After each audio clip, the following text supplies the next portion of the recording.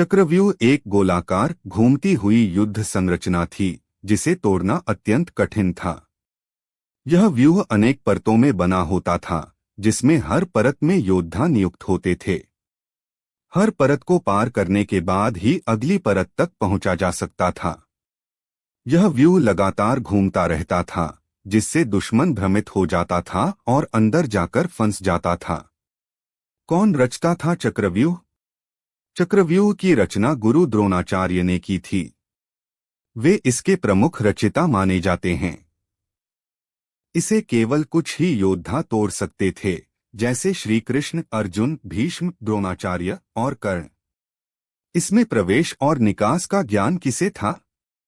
चक्रव्यूह में प्रवेश और निकास दोनों का ज्ञान केवल विशेष योद्धाओं को था। अभिमन्यु, अर्जुन का पुत्र, को केवल प्रवेश का ज्ञान था, निकास का नहीं।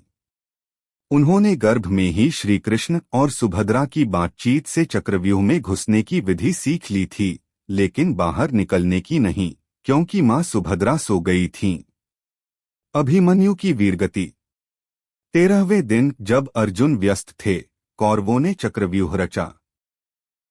अभिमन्यु ने अकेले चक्रव्यूह में प्रवेश किया और अंदर जाकर वीरता से लड़ते हुए दुर्योधन, कर्ण, द्रोण, अश्वत्थामा, कृपाचार्य आदि जैसे महारथियों से घिर गए।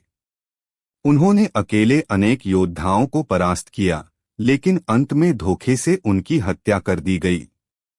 अन्य प्रसिद्ध व्यूह। व्यूह का नाम विशेषता। चक्रव्यूह सबसे जटिल घूमता हुआ व्यूह। मकर व्यूह मगर के आकार में, जल से जुड़ी रणनीति। गरुड़ व्यूह गरुड़ के आकार में, आक्रामक रणनीति। पद्म व्यूह कमल के आकार का, सुरक्षा प्रधान। सर्प व्यूह सर्प के आकार का, लचीली रणनीति। निष्कर्ष, चक्रव्यूह महाभारत का सबसे कठिन और शक्तिशाली व्यूह था। यह केवल रणनीति ही नहीं, युद्ध की नैतिकता और नायकत्व की भी परीक्षा थी।